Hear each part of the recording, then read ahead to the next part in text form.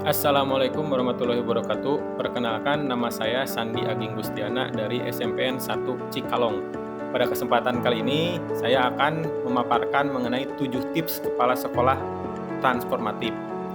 Ini dibuat dengan bantuan Gemini AI, di mana saya sendiri sedang mengikuti pelatihan Gemini Academy 2024. Baik, kemudian untuk tampilan visual, ini dibuat di Canva for Education. Mari kita simak. Pertama, jadikan visi sebagai kompas. Di sini visi sekolah yang jelas dan inspiratif akan menjadi arah bagi seluruh warga di sekolah. Nah, di sini ada foto anak-anak sedang outing kelas ke Kampung Naga. Ini menjadi visi bagaimana anak-anak bisa bernalar kritis, kemudian bangga akan budaya lokal. Kuncinya pertama adalah melibatkan semua pihak, dari mengajak guru, siswa, orang tua, dan komite untuk merumuskan visi secara bersama. Yang kedua, bagaimana visi ini bisa relevan dengan kondisi di sekolah masyarakat, terutama sesuai dengan perkembangan pendidikan kini. Tiga, sosialisasikan secara luas visi ini, bisa dipampang di poster, atau di video, kemudian di banner ya, atau mural.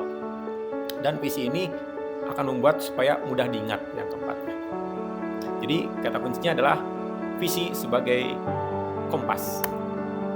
Kedua, bagaimana kita membangun budaya belajar yang positif, di mana anak-anak merasakan sekolah yang aman, nyaman, menyenangkan, menantang, kondusif, serta inklusif untuk belajar. Bagaimana membuat ini terjadi?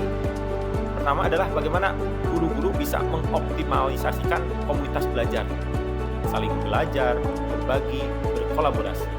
Yang kedua, bagaimana anak-anak beserta guru itu membuat ruang kelas yang inovatif, yang cerah, banyak dengan karya-karya, membuat mereka nyaman untuk belajar, untuk beristirahat juga.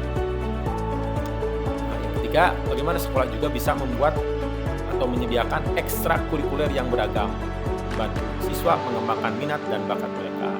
Terakhir adalah dengan penghargaan dan pengakuan atas apa yang dicapai oleh siswa, apa yang telah dicapai oleh umpan balik. Apresiasi ini sangat penting untuk menjadi motivasi, untuk menjadi daya dorong lebih baik lagi ke depannya. Nah, yang ketiga, di sini ada foto ya dari saya sendiri, kepala sekolah dengan komite. Bagaimana kita menjalin kemitraan yang kuat dengan semua stakeholder. Nah, selain dengan komite, pas waktu Samen kemarin juga ada dengan pihak kepolisian, pihak TNI, tokoh agama, dan lain-lain. Tentu orang tua juga sangat penting untuk mengkomunikasikan apa yang telah dicapai oleh anak di sekolah. Komite sudah, kemudian instansi sudah ya. Kita juga dengan pemerintah desa bekerja sama. Misalkan sekarang mau 17 Agustus. Nah, biasanya sekolah-sekolah itu dipercaya untuk pasukan pengibar bendera. Disinilah peran sekolah menunjukkan kepada masyarakat keterampilan yang telah diperoleh di sekolah. Dan yang paling penting, ada jaringan dengan sekolah-sekolah lain. Bagi pengalaman, ini juga dikenal dengan komunitas belajar antar sekolah.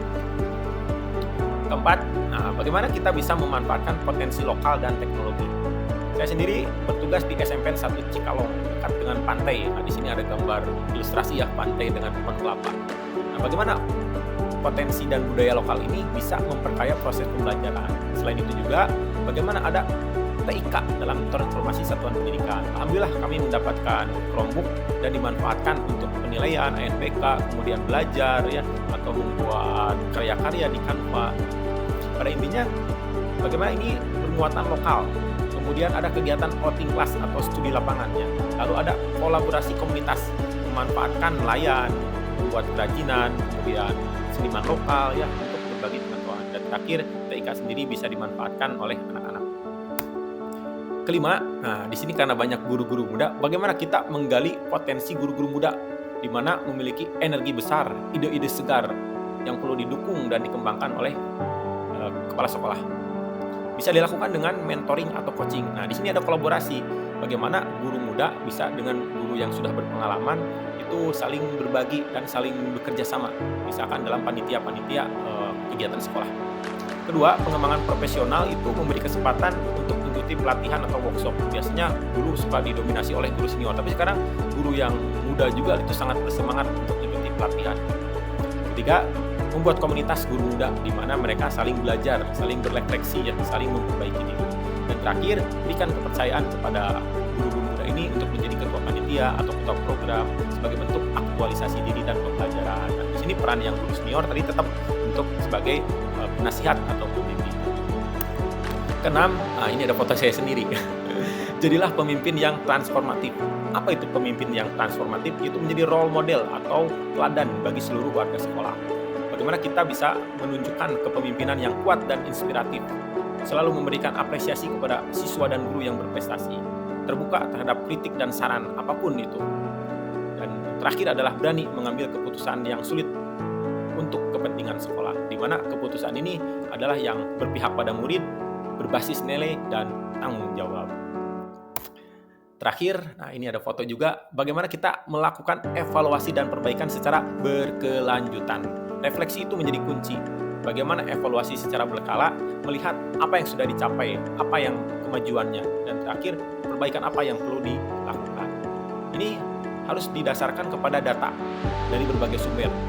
Bisa dari rapor pendidikan, hasil wawancara dengan guru, angket kepada siswa. Semua data itu dianalisis apa sih yang menjadi kekuatan-kekuatan di sekolah. Dan terakhir, itu adalah membuat rencana aksi nyata. Oke.